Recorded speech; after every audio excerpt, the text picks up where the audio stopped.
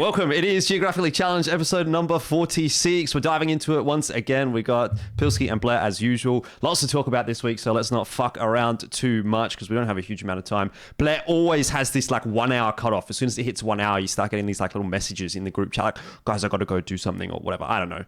Just doesn't have enough time for us these days, Pilski. We need to get more famous. I think if we hit 10k followers on Twitter, then maybe we get like an hour and a half with Bleh. I'm not sure, but anyway. Just blame me instead of trying to stick with how the algorithm works. You keep it crisp, you keep it concise, keep it 1 hour. Don't blame me for this, guys. Don't worry, I'm never hitting 10k followers on Twitter. I don't post enough of that shit, so don't worry. You never know. Never know. Pilski to the moon. Okay, let's get into the topics. This is the big one for the start of the show. It's actually old news at this point. Mongolz removing Hasteka. We, obviously didn't get the chance to record an episode last week, but this dropped about Monday last week or earlier even than that.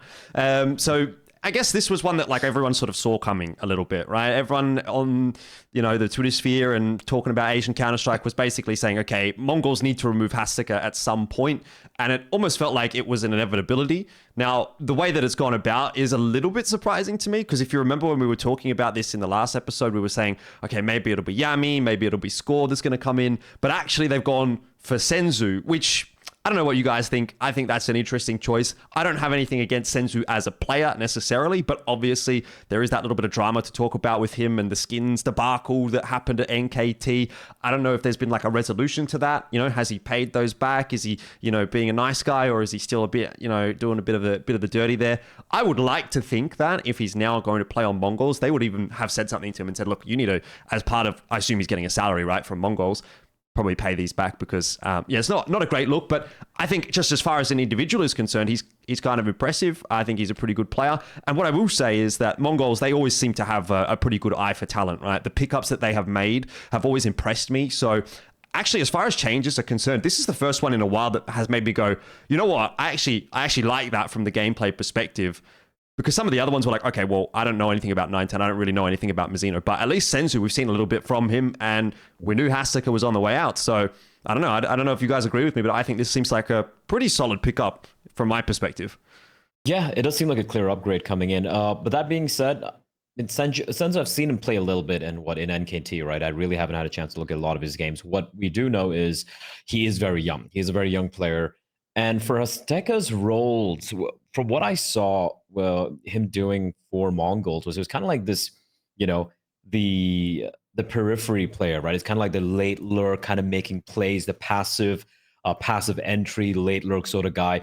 And I feel like that's a role where you kind of give to a more experienced player, so to speak. So someone young coming in, it's not like someone young can't do it, obviously, right? If you have an innate understanding of the game and how it works, it should work out. And again, at this point, I have faith in the sort of players Mara is picking up, and even if it doesn't click, right? I feel like Mongolz are, or rather Mara, he's very ruthless in just like it's not working out, guys. It's been a couple of months. You're out of here. He's a like savage. That. I really, really like that from Mara and Mongolz's approach. So yeah, overall a positive thing. The skins fiasco, man, that was such a weird thing, dude, from NKT when we saw tweets coming out from Bented and I forgot who else it was. They made a couple of tweets and it's like, guys, does this feel fine? He scammed a few skins, whatnot, not cool whatsoever. But they made the way this tweet just like publicly kind of berating him. That was a little weird, honestly. You say a few skins. Look, skins can be worth a lot of fucking money, mate. So it really depends on how much actually was it. Do you know what I mean? Like if he's copping a couple of butterfly knives, from his pals, like, hey man, can I use your knife for this game or something like that? Chucking it on a fucking skin website, and then boom, there goes like, I don't know, 10 grand. Like, okay, I can actually see a bit of a problem with that. If it's a couple of $100 worth of skins, okay, maybe not. But it seems like it was like maybe a bit of a prolonged thing. Like I know we didn't actually get into that conversation. We didn't actually like talk about it on Geographically Challenged because there wasn't really like a whole lot to say necessarily. Like the news was out there, and like, what do you really have to comment on? I don't think that there was like much for us to really talk about, but since we're on the topic, actually, it seemed to me like at least the implication I got was like this had been something that had like been bubbling away in the background for a while and it hadn't been resolved. And so at that point it was like, okay, now we finally actually have to do something about it. So I don't know. Look, again, I would like to think that probably one of the older heads in this Mongolz sort of camp ideally Mara, obviously, as the coach, has probably given him a bit of a nudge and said, mate, you need to sort of sort this out going forward. Again, don't know that has happened. Maybe there's some people from the Mongolian scene that will comment on this video that will be able to tell us, because I know there's a lot of Mongolian fans that do watch this show, and they tend to be even actually a little bit more informed than we are. So if anyone knows actually what the circumstances are there, you can let us know. But Pilski, what do you actually think about this change? Are you a fan of Senzu? Have you seen much of him play? I'd say like he probably fits in with the team culture pretty well, because she was just fucking stealing crypto money and shit from people or whatever it was. So that's pretty good. Also, I would say like, back in the day, Simple was stealing skins from cunts as well. So, and he's fucking amazing at the game. So he should be pretty good. In all seriousness, no, would have liked to see Skull back on the team, but I think once you picked off Coach Mara once, like you're done for good, bro. You're never getting back in. Yeah, you're not getting back in. Mara doesn't forget. He doesn't forget. I think it's GG for him. I wouldn't mind seeing Yami or someone like that either. I wouldn't say Senzu was at the top of my list, but I think he's fine. He seems good. I think there could have been there's just a lot of good Mongolian players. So, and I'm not gonna talk shit because Mara knows better than any of us. So we'll see how it pans out when they go to an event. I've met Mara a few times, right? Obviously, there's a language barrier. Really haven't had an opportunity to really, converse with him about CS and the team and whatnot. But I look at the guy, and that's a guy you don't want to fuck with. I'll just put it that way. Score's never coming back to Mongolz. He's not coming back. I don't even know if it's just that. I think, you look at Score, he's not only is he out of Mongolz, he's actually out of the entire Mongolian scene as well. They just shipped him off to China. So it's like... Mara's blacklisted him. He's fucking pissed off Mara. It's like, you're done. You're out of Mongolia forever. I don't know, man. Mara is basically Mr. Mongolia counter Mongolia. Yeah. Like think about it, right? From 2015 when we first saw Zilk and Machine Gun team up in the Mongolz lineup and just destroy Sponge in the grand finals IM Taipei. Whenever Mongolian CS has been relevant, Mara has been involved, right? So if you fuck with him, you fuck with the country of Mongolia, and you don't want to do that. Score. Yeah, it's rough for you, buddy. They just fucking chucked him on a horse and sent him to the Chinese border. See you later. He's back now, though, right? Yeah, he's back in Mongolia. I don't know that he's back on a team or anything like that. I haven't seen anything. He's back in Mongolia as well. Yeah, in regards to that. But I did see that he was back. I don't actually know if that was even just for a holiday or something like that. But obviously, there's a little bit going on with Tyloo, which we can talk about in just a second. One thing that I did want to mention, actually, though, with this Mongolz change, they missed out on qualifying for CAC in that PAL Season 5. I was watching that, and they had a pretty surprising result. I think was it the loss against Wings Up? I'm pretty sure that's who they lost against. And I was looking at that and thinking, okay, that's not, obviously Mongolz is not up to scratch in this event. You would have expected it would have been at least a conversation between Cyclone, Limvision, and Mongolz, but it ended up just basically being, okay, well, Cyclone and Limvision are going to get these 2 spots because Mongolz got knocked out a little bit earlier in the tournament. With now the knowledge that Hasteka was basically getting removed straight after that, I think you can kind of explain or maybe read between the lines that there was at least an understanding maybe that something was going on there. Or I don't know, did Hasteka know that he was on the chopping block at that point? Were they really invested in that particular event because they knew that there was going to be a change being made? I don't know. Either way, I think maybe just a little bit of an explanation for that poor performance. But anyway, unless you guys have anything else for this little lineup change, we can move on. I am looking forward to the Blast Premier Fall Showdown. I think that's the next event they're going to be playing, right? The qualifier. Yeah. Very honestly, if everything clicks for them, it's very winnable, right? The only real team that could pose a problem for them is going to be obviously Liquid, Imperial, and Furia. If you ask me, Furia and Imperial, the Brazilians have historically struggled against the Mongolians, so that's something going their way. I think Liquid are the only real proper favorites in this particular group. Complexity been struggling as well, and of course you have a bunch of other NAT. You have EG, you have a team called Forsaken, cool name. We have Fake Natty.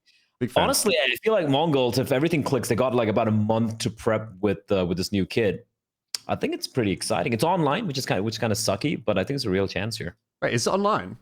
It's online. North American Showdown. Oh, okay. Well, I suppose they're going to have to go to North America still to play it. And online, right? These guys are used to playing 120 fucking ping and just fisting everyone, so they're going to be very happy with this. True, indeed. All right, well, I think we should move on because this is where the spicy topics start to come in, right? That one, look, Mongolz changing Hasteka, everyone kind of knew that was coming. It's not that much to really discuss and sink our teeth into, but these Tyloo rumors, and I know we've kind of been following this story maybe over the last 3 episodes or so, but in a lot of cases, that's actually just been us talking about the bad results that Tyloo have been having. We haven't actually really...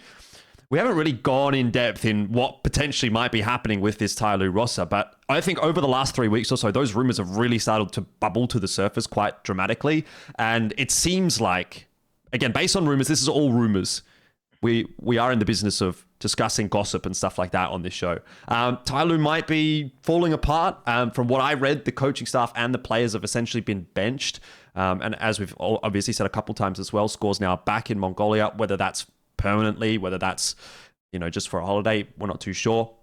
But the other rumor that I heard, guys, was that Tyloo might be picking up the former Rare Atom roster, which is CYCLONE, obviously. So I don't know, man, what's going on with this, but what are your thoughts? Obviously, Tyloo, I know, Bleh, you're not a big fan of what they were doing with that mixed team. Seems like it hasn't worked out.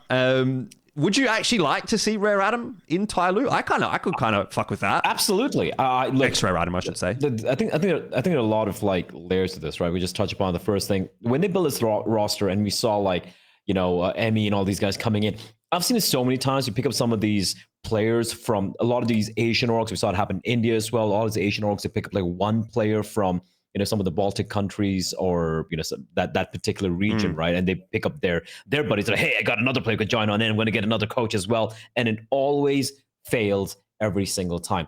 Number two, Tyloo have tried this multiple times, trying to go for this mixed roster thing, with Chinese and English, and it hasn't worked out, man. Yeah, even when you had the best player coming in from Asia, right? Benton was there. It never quite panned out. You hit that plateau, and it seems like they seemingly don't really learn their lessons, which is kind of crazy after all these years. Number three, Tyloo are synonymous with Asian Counter-Strike. No matter all the ups and downs I've seen from them, they have been a one team who's always been consistently, kind of flying the flag through all the the vagaries of Asian CS:GO, so to speak. And the fact that they're not even top 5, top 6 in Asia right now, it's insane. I'd say even top 8 for that matter, right? I think there are 4 or 5 Chinese teams already better than them. You count some of the OCE teams, you have the Mongolian teams.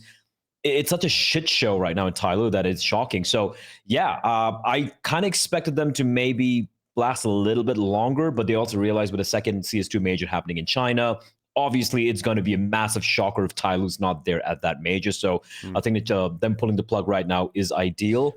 Them picking up this ex-Rare Atom lineup, CYCLONE, I think it's worth it. I think they've showed that they can really duke it out. I think they really deserve a stable org behind them, and hopefully things look up for Akaze and gang. Yeah, I think the final straw for Tyloo might have been the fact that they didn't qualify for CAC. Obviously, their results in ESL Challenger and stuff like that haven't been amazing. They weren't qualifying for anything really of note. But to miss out on a domestic event in China for Tyloo as an organization, I feel like it's actually a pretty big deal. So they might have actually had that ultimatum with the team that look, this is your last chance. If you don't manage to qualify for CAC, you're kind of on the chopping block. And again, this is all rumor. There hasn't actually been any official announcement from Tyloo, but obviously, as we know, their socials are pretty dark. They haven't really been playing any games. I've been looking. There's no officials for them to play in at the moment. So it's kind of hard to get an exact read on where they're sitting. But I will say, Pilski, it kind of makes sense to me that if this ex-Rare Atom, now CYCLONE roster is on offer and are free agents and there's no buyout involved, why would you, as Tyloo, which is, we know, a team that has a bit of buying power within the Chinese region, not looking at that roster and saying, yeah, we're going to pick that up? And what's actually funny to me about this is in a weird way, Tyloo and Rare Atom have almost switched roles now. They've kind of swapped teams if this actually does go through, right? Tyloo picks up the old Rare Atom roster, which has basically been their rival for the entirety of CSGO's history, even going back to when they were Vici and 2014, 2015. Yeah. And a long time. So all of those players that have almost never been part of the Tyloo camp are now in the Tyloo camp. And then obviously, we can talk about it in a bit as well. Rare Atom now are trying this multinational roster situation potentially with a couple of ex-Tyloo members. So, what the fuck is going on with China? They've all just decided that they want to swap their rosters around? You know what the tragedy for me personally, though, is the fact that players if you look at the names on that old Tyloo roster just before they made this big change, right? You're talking about Freeman, who we always know was a force to reckon with, as a very smart player. You had Slowly, who really impressed me a lot in his stint in Tyloo. Danking, we know how good it can be as an AWP player as well. They had some really, really good pieces, but for some reason or the other, it just never quite clicked, right? So I think it would be quite tragic if these players really didn't kind of found a home. And actually, I want to see some other org in China maybe pick up some of the the rejects from the old Tyloo lineup, maybe add a couple of new players, maybe hire Advent for a couple of weeks, sit in 5e play, find another fucking Jam Young or Mosier or Mercury or something, and make another roster. I think there are enough players from that old Tyloo lineup which can be a top 3 team in China right now. I think that's a tragedy.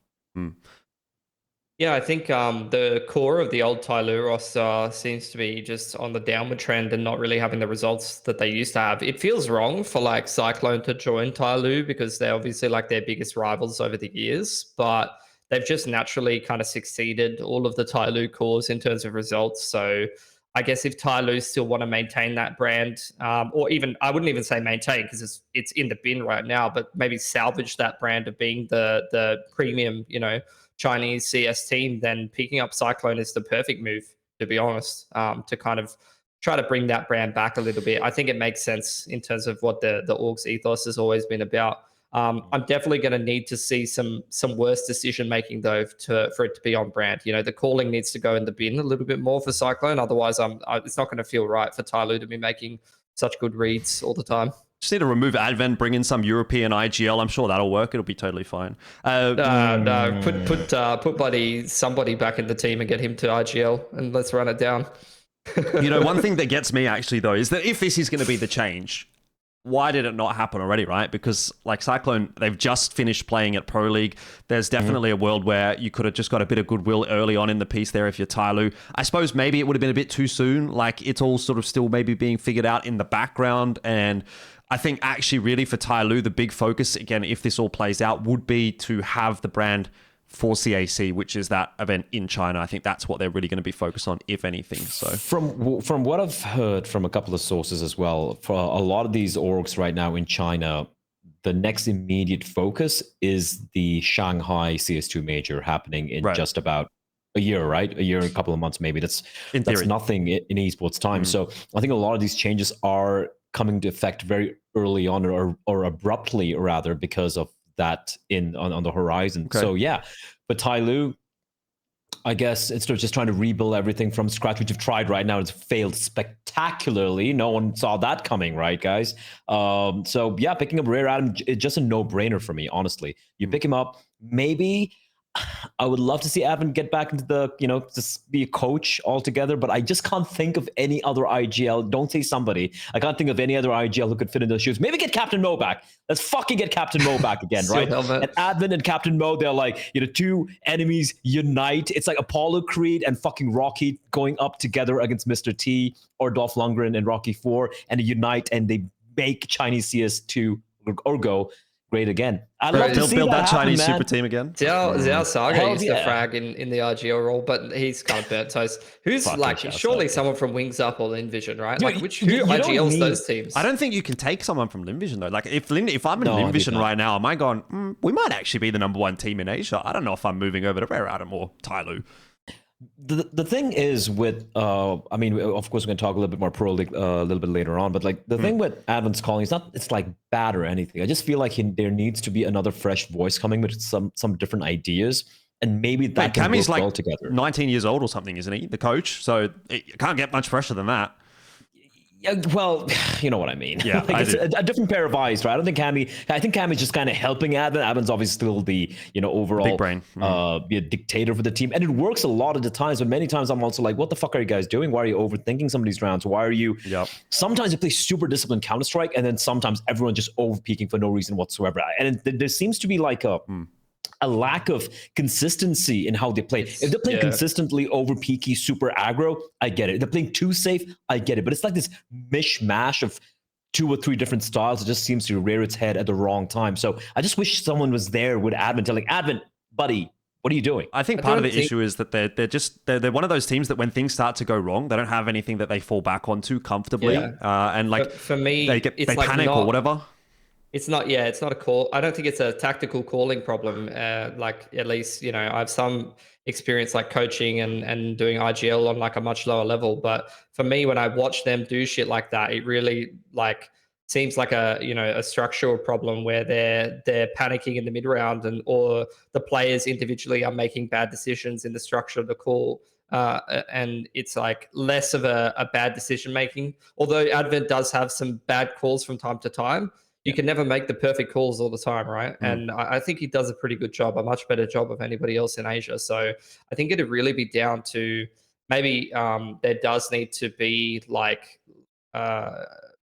less of a fresh voice, but having like someone who helps with the calling structure. Like a lot of teams, they either have, rather than just that one gigabrain IGL like Advent fucking calling all the shots and like kind of micromanaging a little bit, it'd be like more of a like flatter hierarchy in terms of the decision making, having extra people putting more input in, having extra people doing mid-round calls or giving ideas, because maybe that's what is kind of missing a little bit. And especially for Advent, if he is making all the calls and he is playing micromanaging at a high level like that, in a like a lot of pressure environment, series upon series on series, you're fucking tired, bro. That shit is exhausting.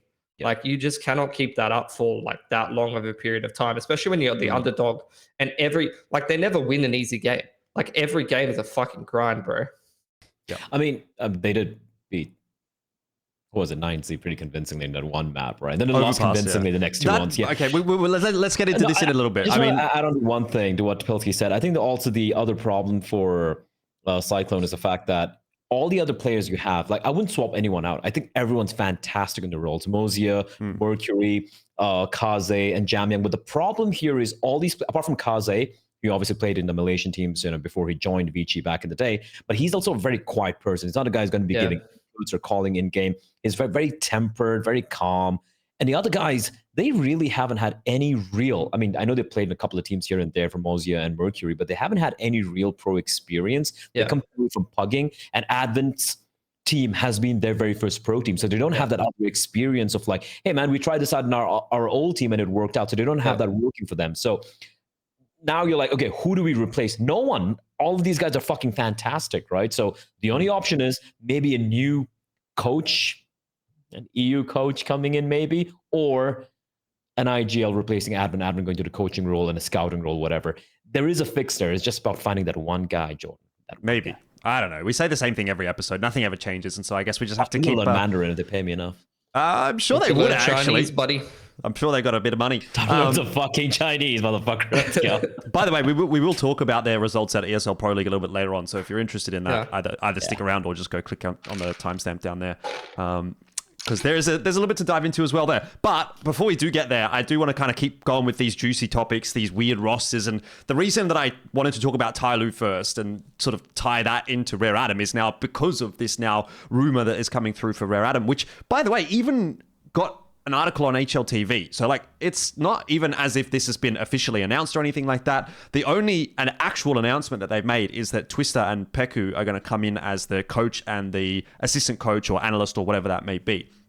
So there's no team announcement just yet, but the rumored team, and there is screenshots of them playing like some Face It games, is Summer and somebody, obviously from Tyloo, ex-pro formerly of Linvision, Fizzy, is that how you say his name? Fizzy, I think it is. Fozzy, I think. Fozzy. Who had a bit of a stint in like NIP Academy, the Young Ninjas team, and Sangor Esports more recently, and then Corey, who was playing on Sangor Esports as well. So I don't know. It's again another one of these like Chinese European sort of mixed teams. Feels like Tyloo 2.0. You've got a European coach, or at least a European coaching duo.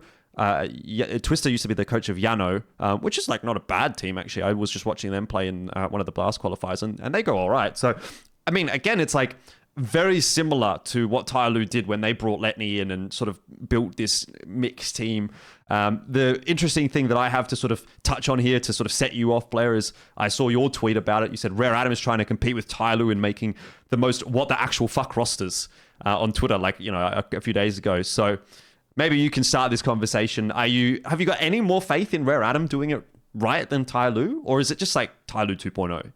Okay, it is Tyloo 2.0.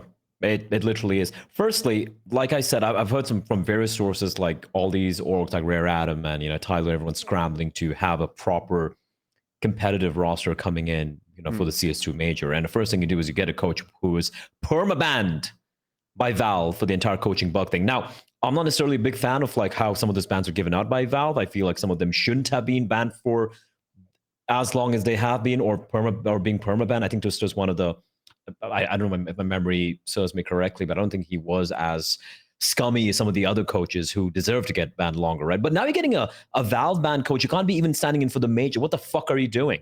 I didn't even know that, actually. That's actually cooked.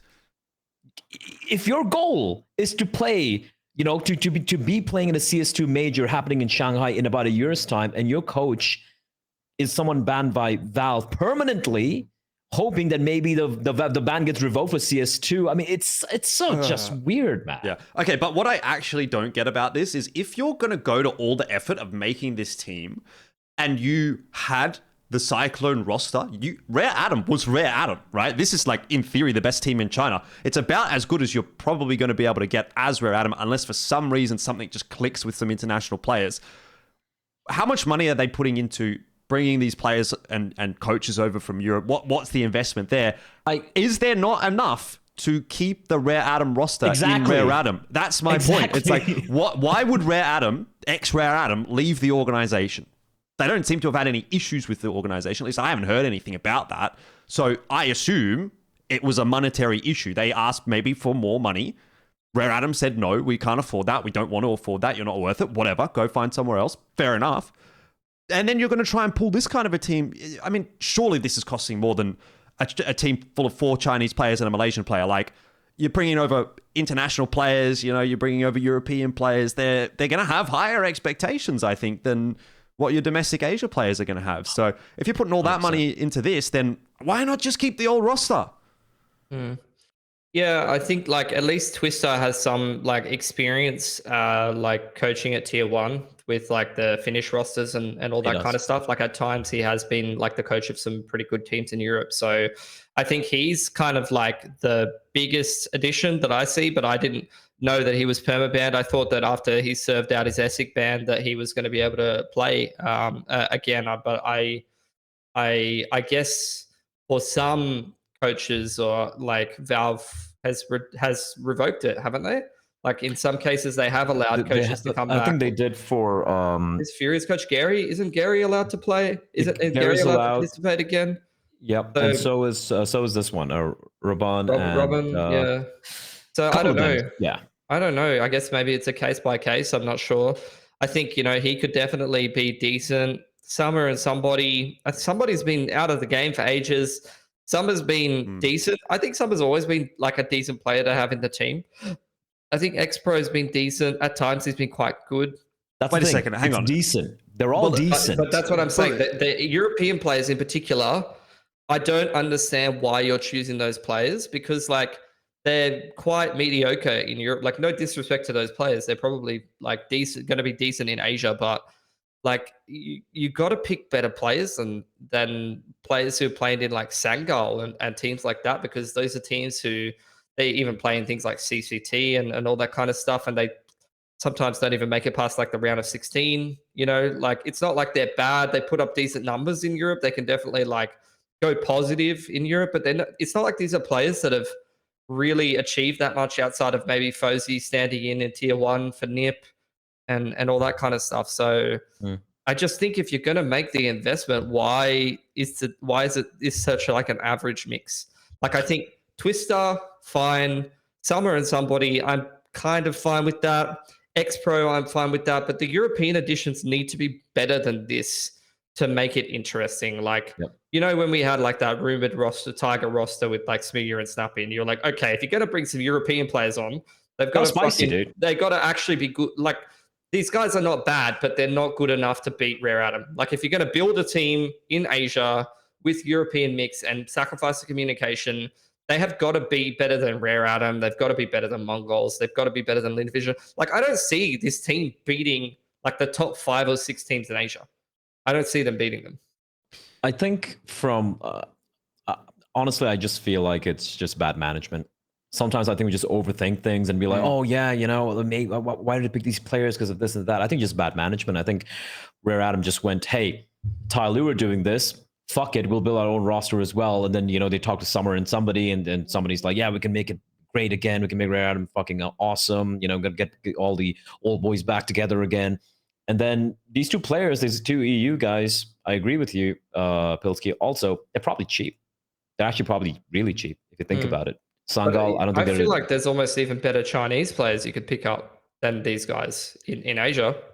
I kind of feel like there's this entire thing about, oh, if you get in EU players or an EU coaching staff or something will immediately get better, not really thinking about how the fit works. And that's important. It needs to fit with the team. And like Jordan said as well, right? Someone like Snappy and fucking Smooya coming in, all of that didn't quite pan out. Like, that could really have worked out if you really think about it, right? Like Snappy and IGL, they spoke English and whatnot. I could see that in some weird, bizarre world working out. But this just, even if it works out, even if it clicks, how good are they going to be? Well, I mean, what's the firepower at? Like you said, like I think the current Cyclone team, Lin Vision, fucking Atox, Mongolz, I think just shit on them. I don't think they're even going to come out of the Asian RMR or / minor, right? So I don't know, man. Like, I think if you're going to build a roster like that, it's got to be for like a short-term benefit. It's not going to be a team that sticks together long-term. Like, I think perfect example of a cheap roster like that is what that GG How team is doing. You know, like they got bloody Israeli players playing in the Asia Minor. Like, that's actually a lucrative kind of roster where they have European practice and they got a couple of Russian blokes and they're kind of almost good enough to make it through the Asia Minor. Like, they could have theoretically, if they had had a couple more upsets, done it. I don't think this team's going to be good enough to do that. So I just think it's a waste of resources, a waste of money from Rare Adam. And I don't know, like, you're making a short-term investment for like a short-term goal of maybe making that Asia event or trying to make it into things like CAC or whatever, but obviously can't do that anymore, but those kind of events. And I don't think they're even going to be good enough to make it past the qualifiers for those events. So it's just a waste. I think there was a window of time during maybe just pre-COVID or something when Asian CS was really on the down, right? Everyone was struggling and everyone kind of looked weird. There was no Mongolz coming out at that time. There was no IHC. It was just maybe Tyloo and Vici kind of struggling a little bit here and there, where gathering this, like you said, a couple of Russian players, a few Israeli players, maybe putting it together, you have a real shot of getting stickers, just qualifying for the major, maybe, right? If you pull off an upset over the likes of maybe a Renegades or a Tyloo for that matter. But that's a long time ago. Look at some of the teams right now. Look at how, Mongolz and Rare Atoms are competing against some of the best teams in the world. Sure, they're not getting wins consistently, but they're able to take down some pretty big names. You think just a mixed team just put in together for like 3 months or something to take them down is going to work out on LAN? Fuck no, absolutely not. So I just think it's a big collapse in the management from Tyloo and Rare Atom. I think they're snorting the same thing, whatever the fuck that is. It's not a good look, man. It sucks. And I feel bad. Some secret because I want spices. Chinese CS to be good again. Yeah. I don't know. The only thing I'll say here is, one, I'm a little bit surprised that if you're going to take anyone from the old Tyloo roster, it wouldn't have been Attacker. I actually felt like he had been the best performer individually of that old Tyloo roster for a little while before, like, it obviously all fell to bits. Somebody we know, like, retired. He was out of the picture a while ago. He's like been a very out long for time ago. Dude, I was gonna say, didn't he fucking become a race car driver or some shit? Like, what? He's fucking hit his head and come back to CS, bro. Am I sniffing those Chinese 5 YCLONE as well, or was that real? Like, am I in a fever dream and now he's come back to he's CS? On Steel Helmet right now. His last official was actually only last month. Recent. He's been playing for Steel Helmet, so. But Steel Helmet's like, who's in Steel Helmet? Like, it's the Boomer retirement home, bro. It's like Mo, Sharjah, somebody, Captain Mo. Oh my god, that's a lineup, dude. That's a fucking lineup, man. Oh my lord. That is the retirement Captain home. Mo, somebody, Shaosage, AE. It's funny though, because they fucking beat people. Like, they beat what, Tyloo. They're better than the Tyloo roster they put together. They're just fucking around. This is what that Singaporean 5-stack. They should just not even be a competitive team anymore. They should just be the Chinese 5-stack on CS2 dominating everyone and getting to 35k. Like, that's the equivalent. Like, this is the boot Singapore fucking 5-stack in CS2, but the Chinese version of it.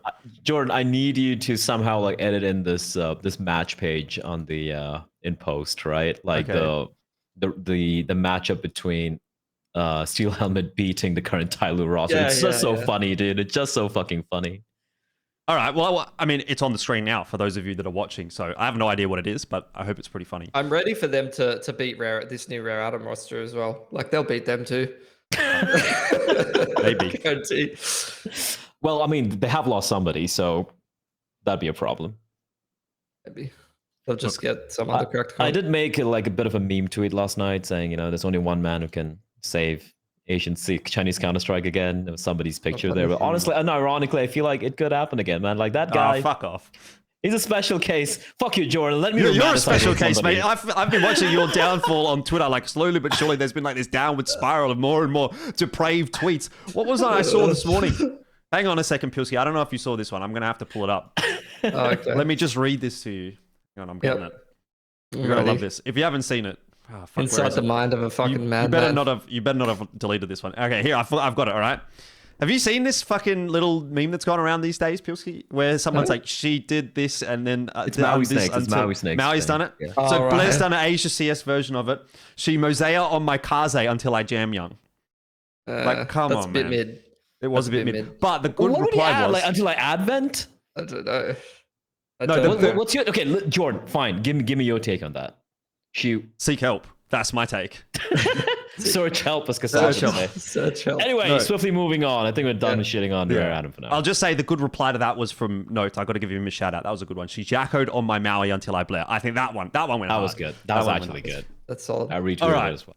Yes, let's move on. Things are cooking probably in the wrong direction pretty much everywhere that's not China and Mongolia, because national champs have been cancelled globally, which obviously has far-reaching implications all over the place. But in particular for our region and our focus, ANZ is really going to suffer at the loss of ANZ Champs quite a lot. ESL announced this like last week or earlier this week, I suppose it was.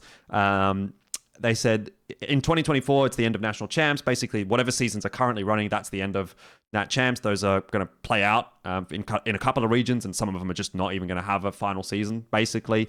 Citing that national-based competition isn't compatible with where esports has grown, at least as far as their ecosystem is concerned, which, look, I think is kind of fair enough from their perspective. The thing I understand this from ESL's perspective, right? Because when I look at it, I think, okay, who actually made it their responsibility to keep, national, lower tier regions, these kinds of things actually afloat? Like, why is that actually ESL's responsibility, right? They don't own the game. They don't have necessarily any incentive to have these lower regions be propped up by their business, costing them money when they're really trying to focus on those big events and actually trying to turn a profit at this point in time. So I can kind of get it from that perspective. Obviously, I see it from a bit more of a holistic perspective where I want to see the game succeed. And I think further on down the track, potentially you lose these kinds of regions, and that has far-reaching implications on the longevity and the health of the scene and blah, blah, blah, this and that. But the first question I have actually is it ESL's responsibility, really, to be propping up these minor regions? Which I don't think it necessarily is. This is classic, like, honestly, this is, the classic case for like every business, every like corporation of like,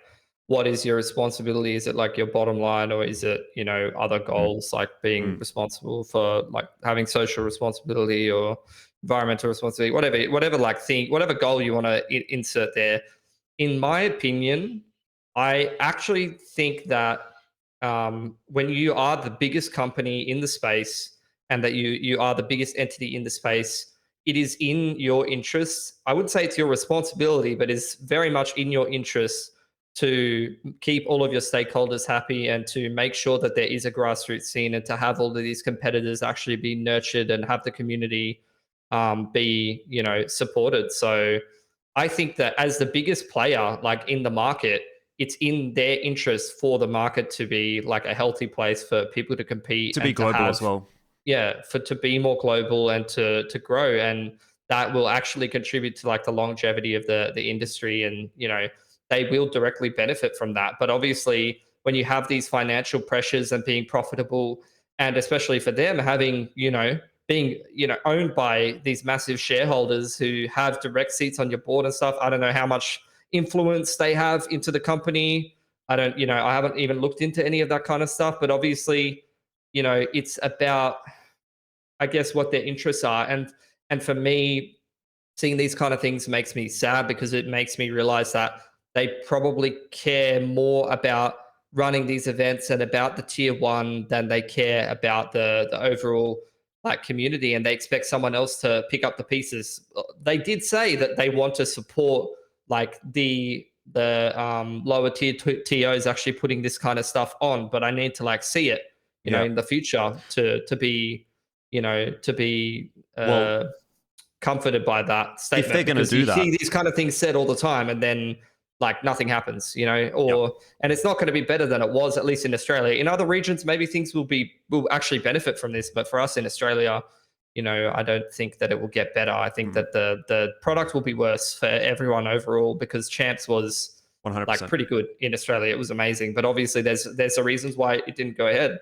I just want to say as well, not specific to that question before I let Blair take it, but like Chance was massive for us. Like for me, like I'm talking about me personally. I'm not even talking about the players. I'm not even talking about the ecosystem or anything, but just for me as a broadcaster and even as a player aspiring to play in that league back in the day, like Champs is literally the reason why I was even competing. Champs and the other leagues that were running, the grassroots leagues that were running at the time. There was a couple of them, but also without something like ANZ Champs and without ESL Australia being so active and putting on all of this stuff in the scene, like I wouldn't even be anywhere near where I'm at with my job. I wouldn't even be able to be a decent caster or an analyst or anything, because thanks to ESL Australia, I've literally had the ability to have experience in like massive events, have experience going overseas casting, have literally thousands of hours of doing studio broadcasting, like not,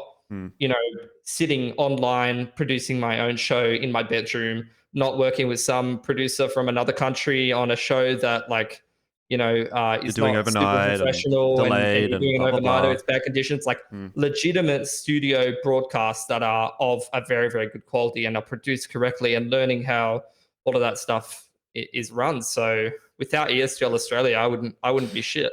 Yeah, well, I mean, just before you jump in, I wouldn't be shit. Blair, I think my 2 cents on that actually is that whatever actually does end up replacing it, because I'm sure there will be something, right? They'll probably have an ESL Challenger ANZ or something like that, or maybe there's like, we've heard these sort of rumblings about Mav and Bris Vegas are trying to sort of run like a domestic circuit, and let's say, going back to your point about if ESL wants to sort of prop that up, help that out, like they could add like an international qualifier slot to like a Bris Vegas land or something like that, for example. And yeah, that's pretty cool, but like it's not actually ever really going to be the same in terms of quality of the product for something like ANZ Champs, which, as you've said, was a really, really well run show.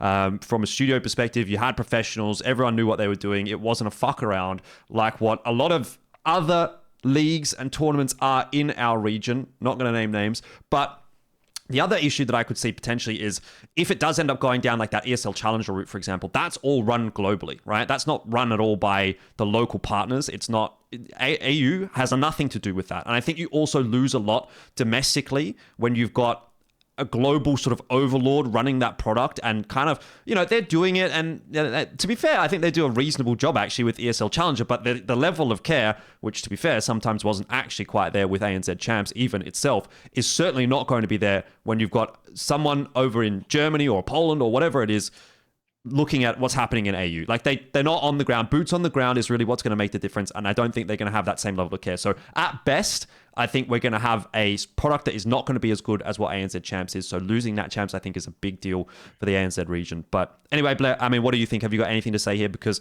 obviously, you would remember there was even a Nat Champs in India at one point, right? There was like India Premiership or something, and that's been gone for a very long time as well. So anyway. Yeah. I mean, I could just like preface everything by starting off with like why these national championships existed was because when ESL came onto the scene, back mid 2000s, 2005, 2006 thereabouts, CS was a very national based teams, right? Almost all the teams were either fully Swedish or Polish or whatever, Finnish or whatever. And then of course we saw the advent of more international teams coming into play. Even in CS:GO initially, right? It was a very national based thing. So that's why having these regional championships, it was more like a legacy thing that was left over. And now, look, I totally get it from ESL's POV. They're like, we're getting stretched quite thin. We're the biggest TO out there. We need to prioritize quite a few things. And they have a business to run. If I was in their shoes and if I had to make the decision, I would probably take it as well. So I don't really blame them for it. But I do also know why it hurts certain regions like ANZ for that matter. And and I think why it's kind of, it sucks even more is because even though you can't really compare the Australia, the OCE region with other national leagues. Like if you're talking about like the Meisterschaft or however you pronounce it, the German league, right, or the Polish league. Yeah. They exist alongside. I mean, it's in Europe. You're not an isolated country. You can play with almost everyone else, right? And of course, they still exist because you have Cologne and you have Katowice, and those countries they kind of have that one spot dedicated for them. The thing with Australia and OCE is because you guys are so fucking separated from every other region out there.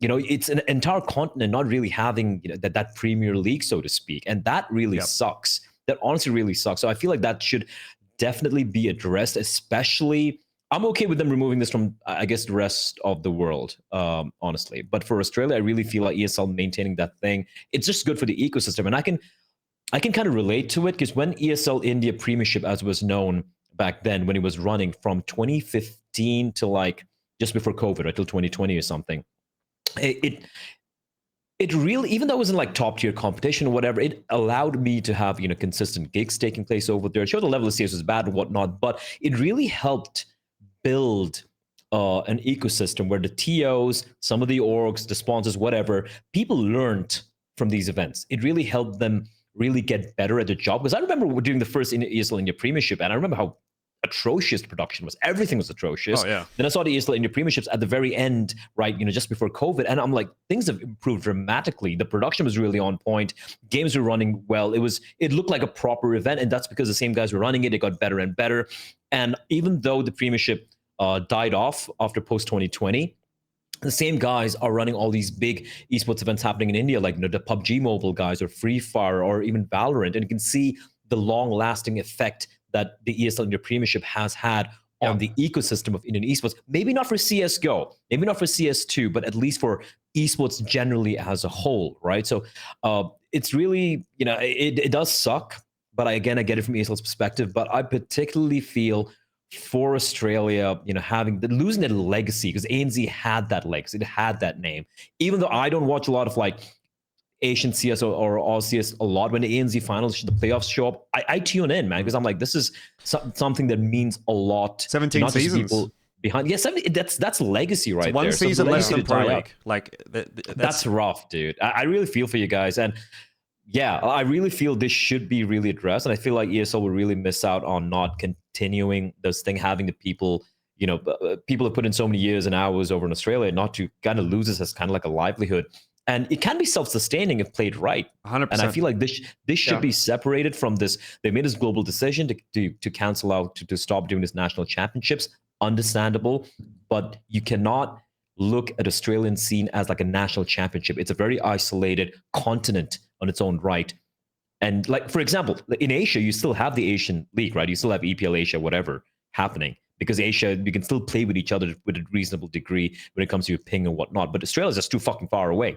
Just because it's like a standalone country, you can't use the same brush to paint that. It has to have its own thing. Picture. Yeah, it really has to have its own thing. The issue is, I just don't know if, like, again, I don't really know what the political landscape looks like internally in ESL or anything like that. But I just know from, you know, the conversations that I've had and being involved in the past and stuff like that, to me, I would be somewhat surprised if ESL Australia would take on another domestic Counter-Strike league that is self-run, just because that seems like that business is not moving in that direction anymore. Like, it's moved away from that. They're doing a lot of white label stuff. They're doing a lot of the bigger shows, the DreamHacks, the IEM Sydneys. They're doing like these Pokemon events in Asia and stuff like that all the time, right? They don't tournaments. They don't have the focus on the domestic scene anymore. It just seems to have moved away from that completely. It's very different to what it was like when I was working there, you know, 5, 6, 7, 8 years ago, unfortunately. So if anything, I think it's going to come from global. And as you say, purely, it's going to be like, okay, ESL still wants to kind of have that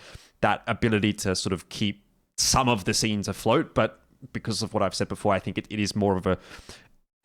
they're not necessarily going to phone it in per se, but I think it is more of like a token effort rather than, okay, we're going to actually try to make this work. We're going to run it domestically. We're going to have a really good production team. We're going to have a studio show. We're going to sell our own sponsors. We're going to do it like this and that. I think it's really just going to come from the top down. And, you know, there's not going to be that extra push, that extra level of care that you're going to get from, you know, someone who's in ANZ who actually really cares about ANZ CS running it. So that's my 2 cents. Unfortunately, it's the reality of the situation now, though, I think.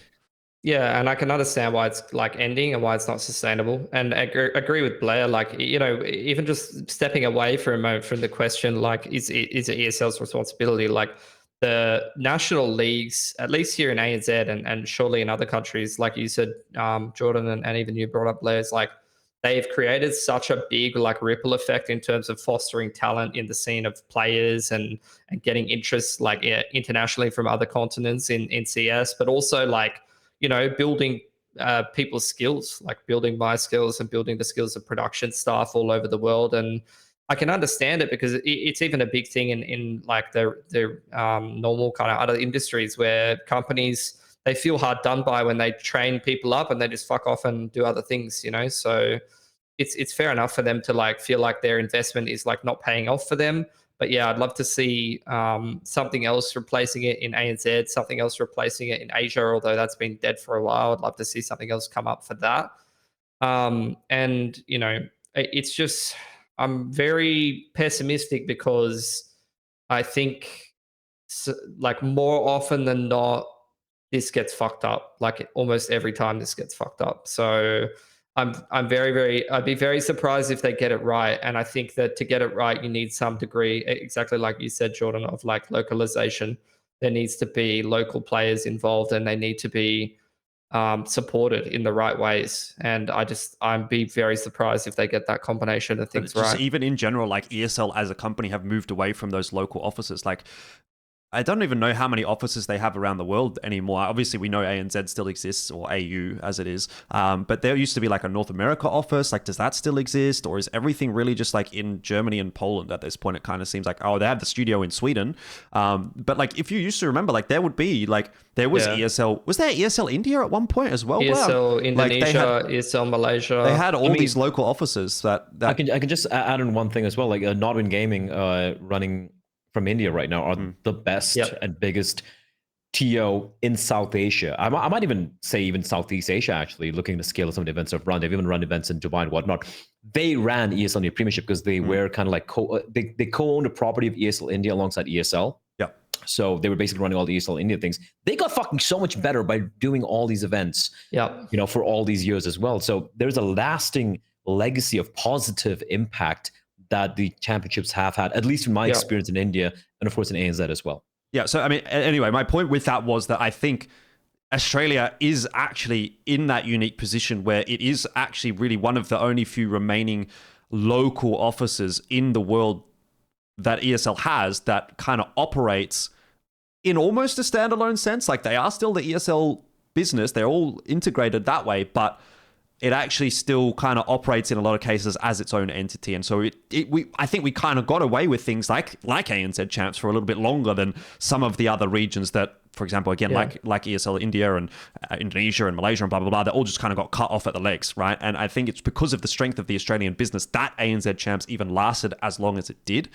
So again, maybe there's a world there, but I'm not super sold on the prospects personally. Also, like, you know, just to pick up, like the last point that I wanted to make, like, you know, based on what I was saying earlier, is like, is it ESL's responsibility to prop all of this shit up? It's like, you know, I don't know, this might be a bit of a contentious thing to say, to be honest, but, you know, you have them put on all kinds of events and it's not always profitable. It's not always in their best interest. Right now, they're running Impact, you know, like what is their incentive to run something like Impact as opposed to like a national league?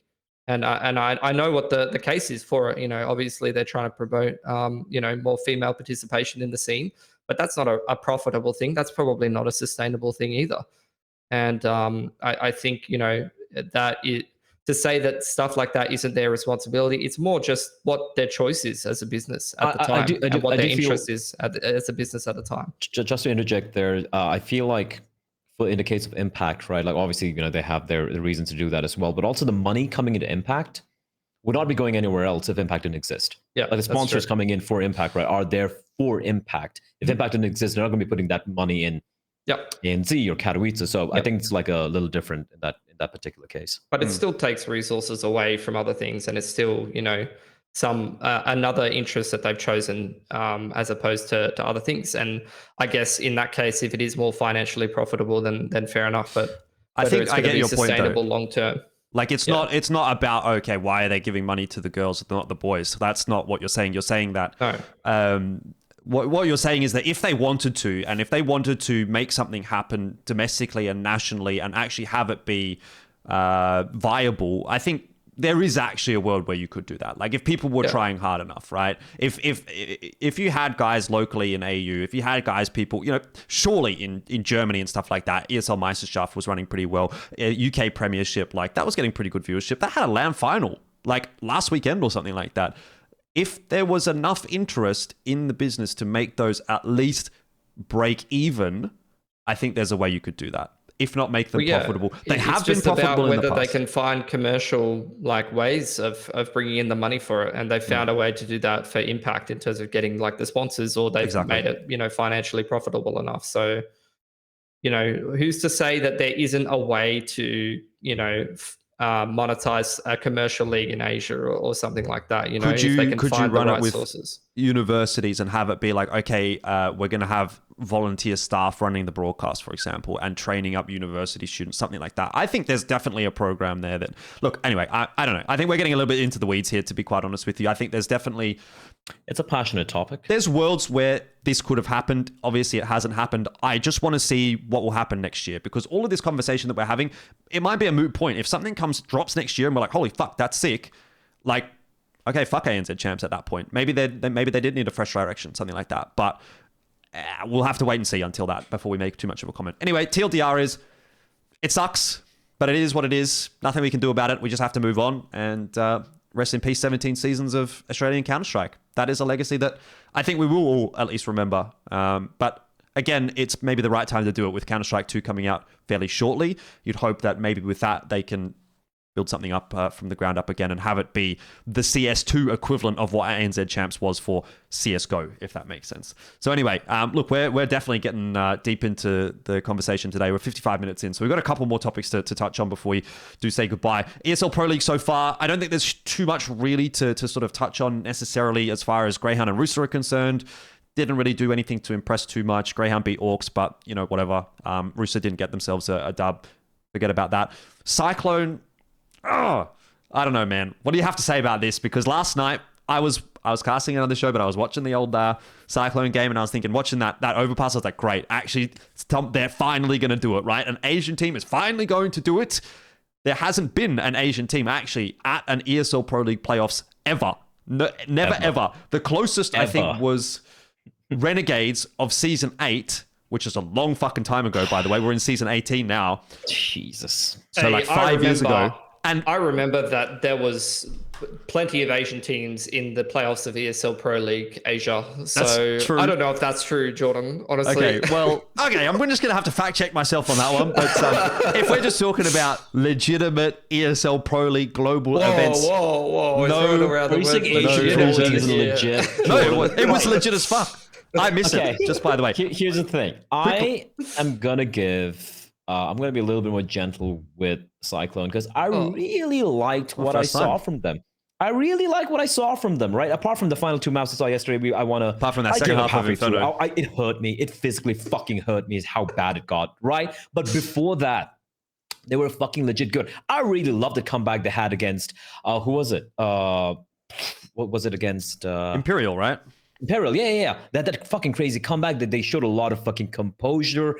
I think the players are fucking fantastic. The retakes and the CD side were phenomenal. Some of their, dry runs were great. What was lacking and what was exposed yesterday by 9Z was, as Pilski said earlier on, they don't have a plan B or a C when, things aren't quite going their way or when they're facing off against something which they're not able to kind of figure out on the fly.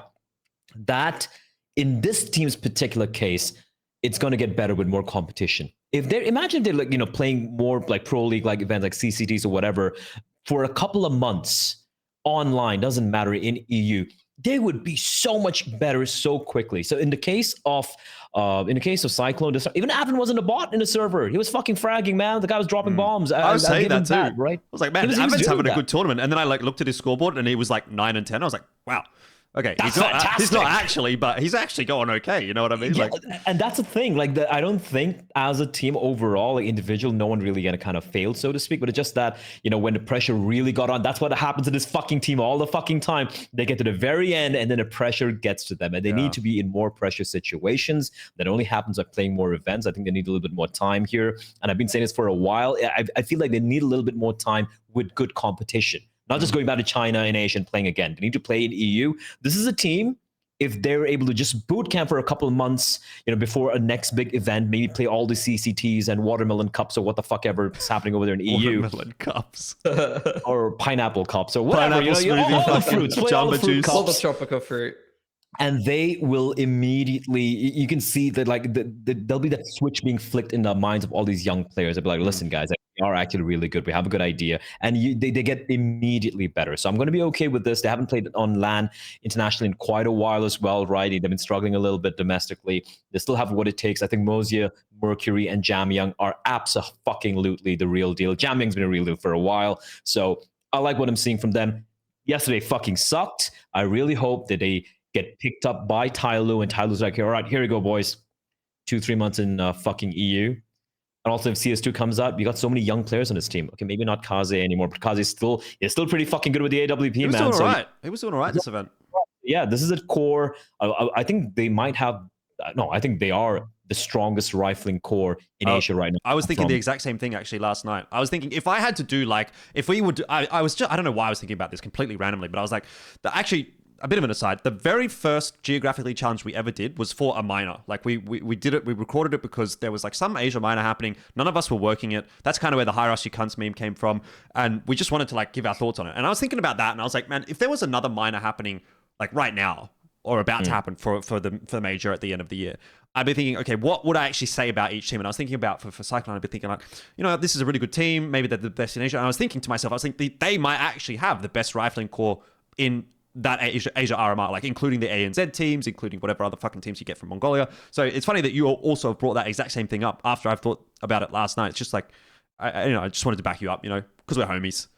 Yep. Yeah, pats on the back all around. Good job, boys. Yeah, Advent's in that rifling core, by the way. But no, he's not. He is not. Advent's not in my rifling core. I'm talking about Mosey, Jamyang, and Mercury. That's my rifling core. Mosey's been impressing me lately. When he came in initially, I was like, this guy's okay. He throws good flashes, and now he's actually been fragging. He's fucking balling, dog. He's so yeah, and like it's not only Jamyang that's impressing me. Like Mercury and Mosey are impressing me a lot as well. So. Yeah. Listen, we got to see them in CAC, dude. It's gonna be fucking sick. Yeah, on home soil. They just literally be kicking their feet up at home. 5-minute walk over to the event, easy peasy. Yep. Look, honestly, it was torture last night because those 9Z guys, they kind of fucking shit on Apex as well. Like they just turned up. I did not expect them to start taking scalps in the ESL Pro League, to be honest. And some of those guys have some pretty good experience. So I'm not super duper. Actually, I am surprised. I'm pretty fucking surprised that they're able to actually fist some EU teams. It just clicked. They just clicked this event. So, but it was torture that, Cyclone won the first map of Overpass. And then I see map 2, Inferno, map 3, Nuke, some of their best maps for the longest time. And I'm like, this series is over. We got this in the bag. And then they get That's what I thought. Fisted. And I'm like, what? How is this happening? They lost every single round in the second half of Inferno. Their fucking map pick, they didn't get a single CT round. Insane. So, look, if that's where you're at, then, unfortunately, you're just not good enough to progress as far as I'm concerned. But, man, what the fuck? They had the best possible scenario. Like, the draw as well, like, wasn't even that bad. Like, when you really think about it, they had to go through Imperial, which is, like, I don't know what rank they were, like 17 or something like that, I think. Which, again, like, 17 is not bad. But let's be real. Like, you could have definitely been versing potentially harder teams than what you did. And they still couldn't make it. So... It's a little bit sad. I really did think it actually was going to happen watching that first game of Overpass, but it does go to show that you should never get your hopes up, right? Because it's happened so fucking many times where I've gone, today might be the day. Do you remember, Pilski, during that online period when we got to watch Tyloo versus Vici every single week in a grand final? I would come into the studio and I'd be like, today might be the day. And then they would win the first 2 maps. I'd be like, it's happening. And then they get reverse swept and it's just like every single time. Here's a crazy stat, by the way. Mercury. So I was looking at their stats from Pro League. And obviously, they played against some pretty fucking solid teams, right? Overall, I mean, there's Fnatic as well. Even though it's a loss, they also lost to Navi in a pretty reasonably close fashion. Mercury have 37% attempts on the T side. Opening duels. That's pretty crazy. And 48% success. And he's the highest rated, as an entry, he's the highest rated player for the team. He was banging. I think he really kind of came into his own in this particular tournament. He's always been a very solid entry overall, but his stats never really quite reflected, because obviously as an entry is really much more harder to have some solid stats. But I think he was fantastic. Mosey was great. And Jamyang's just fucking Jamyang, the best. I think, honestly, top 2 rifler in Asia right now. Yeah, Easy. yeah. I mean, I think like for me, obviously the big talking points for Cyclone at this event were the rifling core played really well, all three of them, quite consistently, and then Kaze was actually also in some pretty good form. Like sometimes, you know, we've seen over the last probably 12, 24 months that Kaze has kind of gone missing a little bit in some of these games, but I actually thought as a general rule, he was actually quite good at this event as well. And then even Advent, which, you know, he still went 0.76 for the event. He's still minus 76 in terms of KD. But that's not 0.5. That's not 0.4. You know what I mean? Shut the fuck up, Jordan. You were like, he was kind of banging last night. He went minus 22 in a series they lost. He was bro. banging. Look at the first map, bro. He was like 10. He was like 10 and 9, all right? He was doing really well. Jordan's like, he got 10 kills. Did you guys The fucking see that? expectations of Advent is so abysmally low. It's like, he went minus 76. Yeah, he was fucking banging. Okay, let's have a look. When was the last time? Did they play in the last ESL Pro League? Did he play ESL Pro League season 17? Not even minus triple digits, bro. Wait. Only double digits in the negatives. We're good. We're good. I can't. I fucking can't. When was the last time they were at Pro League? Was it season 17? Let me just have a quick look. Are you seriously going to say 17. last time he went minus 90, this time he went minus 76? It's an improvement. Okay, so this time they played... Please don't even bother. They played 12 maps at this event. He went minus 76. At the last event they played 9 maps and he went minus 69. He was 0.68. He was 0.68 last time, 0.76 this time. Let's go, Advent. Best player in Asia. He's a champion. That's up 0.08. Yes, that's fucking sick. Bro, if you went from 1.0 to 1.08, you'd be pretty stoked with that, event to event. So in Advent terms, that's really good.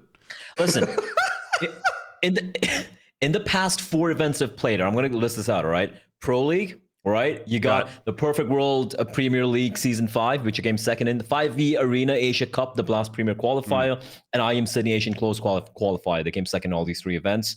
So 4 events in total. Advent went minus 205. That's not that bad. That's not that bad, Bleh. Bro, if you've got Mercury dropping plus 20 every game, it's fine. Don't worry about it. Cope. All right, shall we move on? Let's move on. Poor Advent. I like Advent's brain. Fuck, I can't name. Sorry. You like his brain, but not his fingers. Interesting, Blair. Tell us more.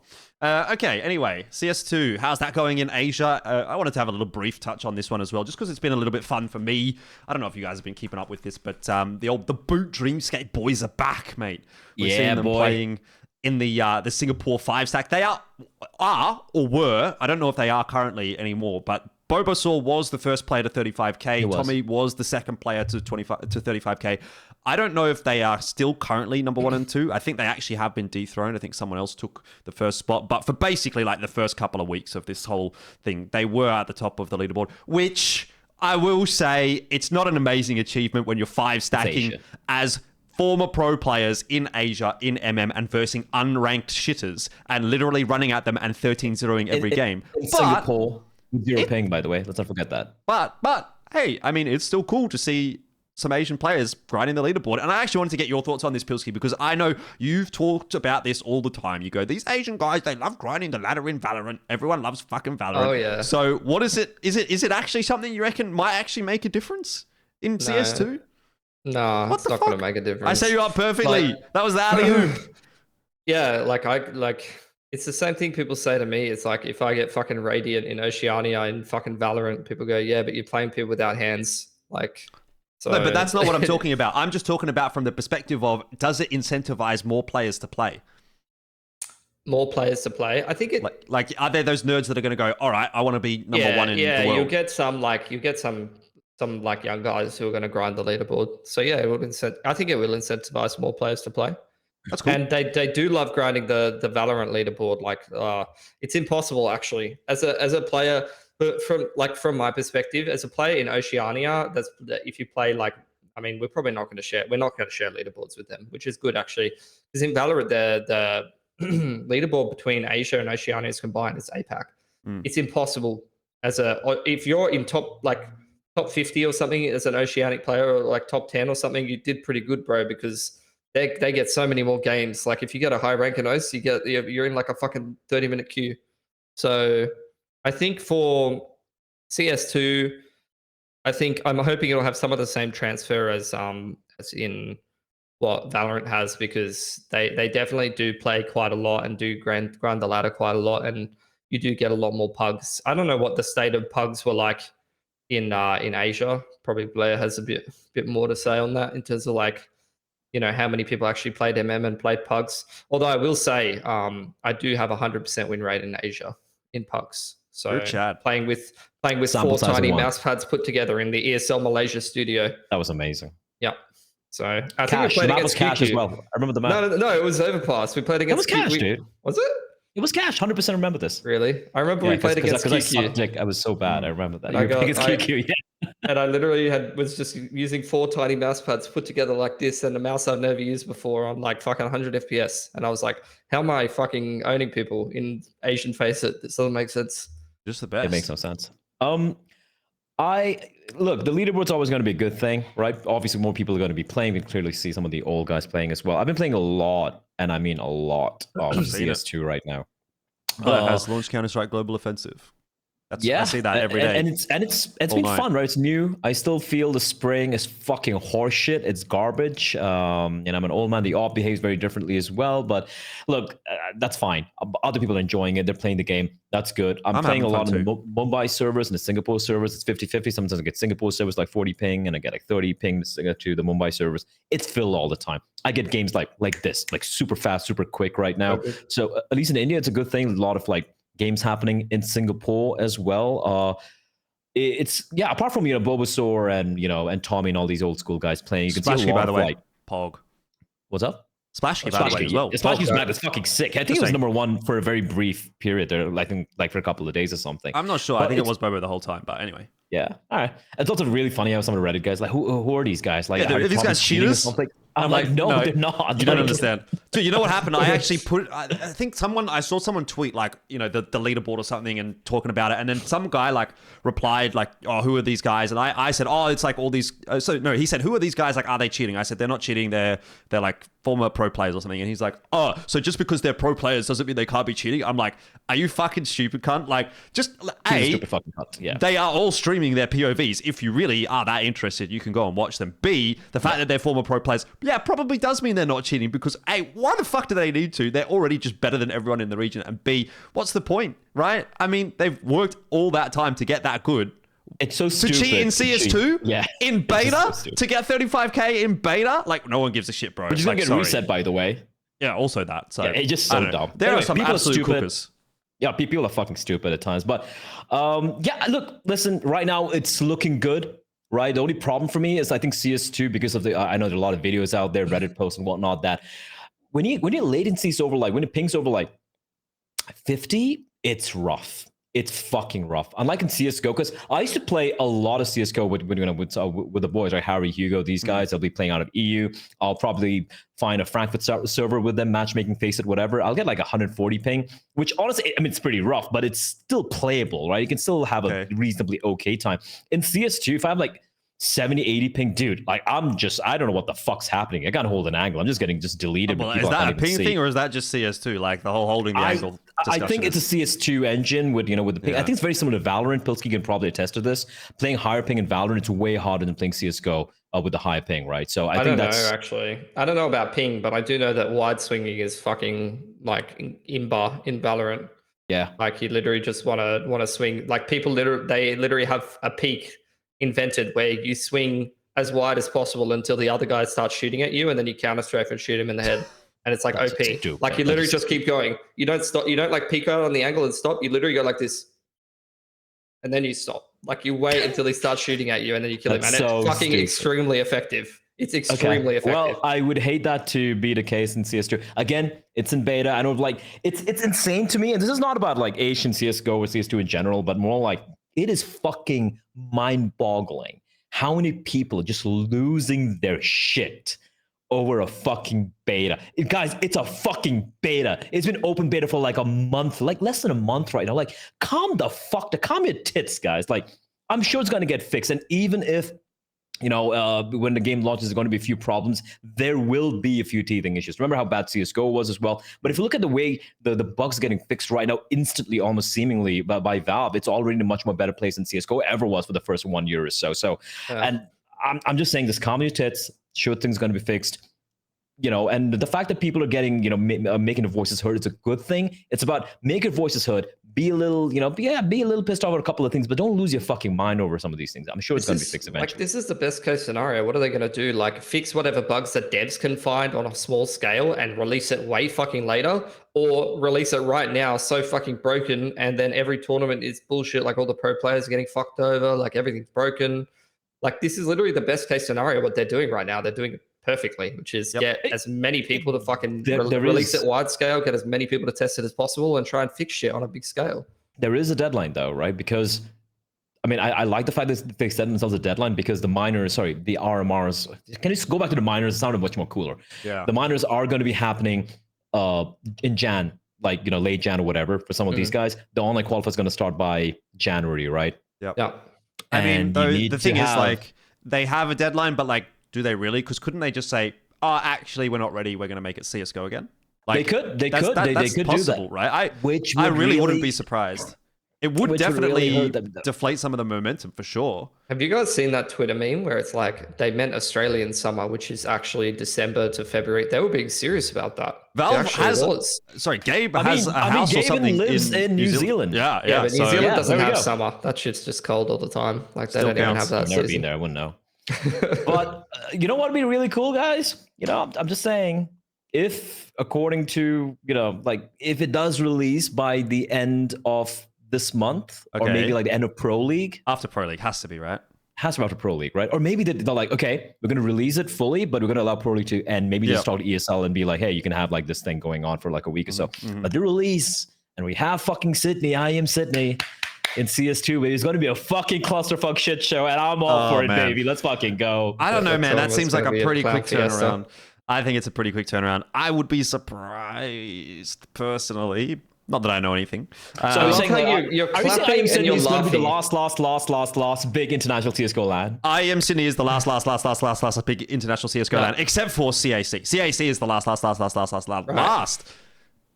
CSGO LAN. So you're laughing, Blair, but your day rate doesn't get extended when we tech delay for fucking 3 hours because the game's broken, because it's just got released. So see who's laughing soon, motherfucker. I'm okay with that. Like, the 3 hours of tech delay is worth the fucking shit fuckery that's gonna happen. Also, one quick note on that, right? Even an open beta is great and all of that, but once you launch it, and once you start having like all these CCT events, or all these, you know what I mean, all the online cups, and even like a big event happening, for that. There's going to be so much of feedback being sent the way of Valve from the pro players who are actually playing a fucking tournament, and from the TOs as well, that it's going to, like, the amount of like bug fixes coming in from like a month of open beta, it's going to be condensed into like 3 days. There's going to be so much of feedback happening, right? So I have high hopes, but it also means that before December, before like the player break and everything, before they start, practicing for the RMRs and the RMR qualifiers, we need to have at least a couple of big events, like actual big events with some of the best teams out there, to kind of dry run this. And it has to happen, in my opinion. It's kind of interesting as well how, like, there's actually an incentive for fixing bugs. Like, you get Twitter clout for finding bugs. Everyone just like your likes go to the moon. People follow you and retweet your shit for finding a bug in CS2. Like, Valve is literally, they don't even need to give you anything. Like, it's like social media clout is the reward for finding CS2 bugs. So that's kind of big brain, if you ask me. Valve masterminds. Yeah. Fair enough. That's it. That's CS2 done. Okay, last thing before we say goodbye. I know it's a longer episode than normal. Everyone's enjoying it. We got a question actually last week from ggsnipes, so I wanted to give a quick shout out to that one. He says, cheers for the content. Maybe a topic for the next episode could be the leaderboard beta testing in CS2 for Premier. Do you think it'll benefit and help scouting out newer players if implemented correctly? I mean, we've sort of already answered that. I think he says, I think it's an obvious answer, but curious to see if there's anything else you could add to it. The only thing I will say there is that, and that we didn't actually talk about in that little brief CS2 discussion, is that at least when I was writing the notes for this episode, which was like a couple days ago, 50% of the top 10 of the leaderboard was actually Asian players. And I'm seeing like a lot of actual regions as well. Like I've seen Korean names in there. I've seen some Mongolian players. I've seen obviously the Singaporean guys. Like it seems like there's a lot of regions kind of getting behind it. I don't know how it's looking into like Vietnam and Indonesia in particular. And obviously the China leaderboard as well. Is the game not released in China? Like what's going on there? I'm not 100% sure. I guess it must not be playable in China because the China leaderboard doesn't update. So I'm not sure what's going on with that, but it seems like it's definitely getting some kind of reach. So, So I don't think it's going to help scouting anybody for the start of CS2. No one's looking at that. They are not interested in how many people you smash in matchmaking to pick you up for a team in when the game gets released. If that's what you meant by that. If you mean for when the game comes out in terms of the leaderboard, I think it will help scouting talent the same way that. It helps in Valorant. People do definitely, like if you're like top 10 APAC in the leaderboard or something, you're definitely going to get noticed in terms of just how many people are looking at the leaderboard and seeing your name, especially if you place there consistently. But also like you're probably pretty consistently going to be playing with the top players in your region, and they are going to see you. Like they're usually going to be at the high elo. They're going to see you in their games, and if you're fucking high rating, that means that kind of fisting people in most of your games, which means you are going to get the attention of some of the better players, which is what happens in Valorant. There's some people in Valorant who, if they're the top of the leaderboard and you're in their fucking game, they are fucking fisting you, and you're like, wow, that guy's good. And that is a good way of scouting talent in terms of mechanics and fragging ability. In terms of building a well-rounded team, who the fuck knows? But there is some element of ability to scout people. And I think particularly for Asian region, right, where there may be not as many tournaments, and we've already heard from fucking MVP back in the day picking up people from fucking retake servers, and Advent picking up people from pugs, that they're not necessarily always going to be interested in, what officials have you played. They have, different ways of finding talent because maybe there isn't enough officials to go around. So I think particularly for Asian CS, which is relevant to our podcast, it's going to be very, very useful for some people scouting talent and putting teams together, because obviously there's just not a lot else going on. I would add on to that is like for Asian CS in particular, because of how fractured the pugging scene is, right? Because you have like your 5e plays in China and maybe another league over there in Asia. In the rest of Asia, you have like Face It. Back then we had So Strong in India and South Asia and stuff like that. It was always fractured and regional, so to speak, right? So the fact that if we could have kind of a consolidated inbuilt leaderboard, we could maybe find some players we never would have found otherwise in CSGO. So yeah, agree with you on that. Cool. Good question. Thank you very much for that one. And if anyone else would like to ask a question, we don't charge for it. Maybe one day we will, when we're like super giga popular, right? CS2 is going to blow up in Asia. Everyone's going to watch Geographically Challenged. We're going to start charging $5 for a question. So if you've got any, you may as well get them in now before we start charging for it. But either way, I think that's the end of the episode. Bleh, do the thing. Harrows, you can't. And final thoughts, like, comment, subscribe to the buymeacoffee.com/Elfishguy. If you want to give us some money, it would be greatly appreciated. Otherwise, we'll catch you in the next one.